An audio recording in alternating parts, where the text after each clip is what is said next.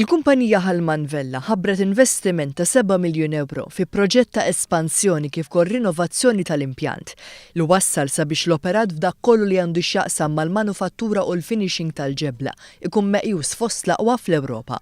Waqt żjara li għamel fil-fabbrika kif ukoll fl-istabbiliment, il-Prim Ministru Joseph Muscat semma kif dan l-investiment huwa xhieda ta' kemm tassew l-ekonomija Maltija għaddejja b'ritmu tajjeb ħafna.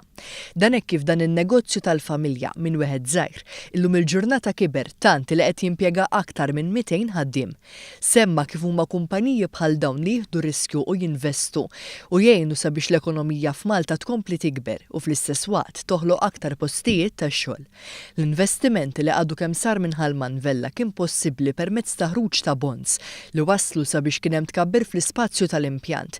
Ġie riorganizzat il-proċess tal-manifattura kif ukoll inxtara makkinarju ġdid. Ma' One News, iċ-ċermen ta' Hallman Vella, Martin Vella, spjega kif bid-domanda tax-xogħol li hawn il-kumpanija ħasset il-ħtieġa li tinvesti fl-operat tagħha. Il-makkinarju trid tiżommu up to date.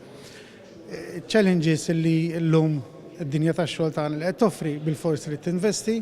L-investiment li għamilna huwa appuntu biex jippreparana nkunu nistgħu nilqgħu l-isfidi li l-ekonomija tal-lum qed tiġġenera. Il-kumpanija Hallman Vella mhux biss twettaq xogħol għal Malta, imma wkoll tesporta lil minn xtutna fosthom fl-Ingilterra kif ukoll f'Budapest. L-istess kumpanija li ilha mwaqfa għal iktar minn 65 sena tikkontribwixxi sew fit-tkabbir ekonomiku ta' pajjiżna.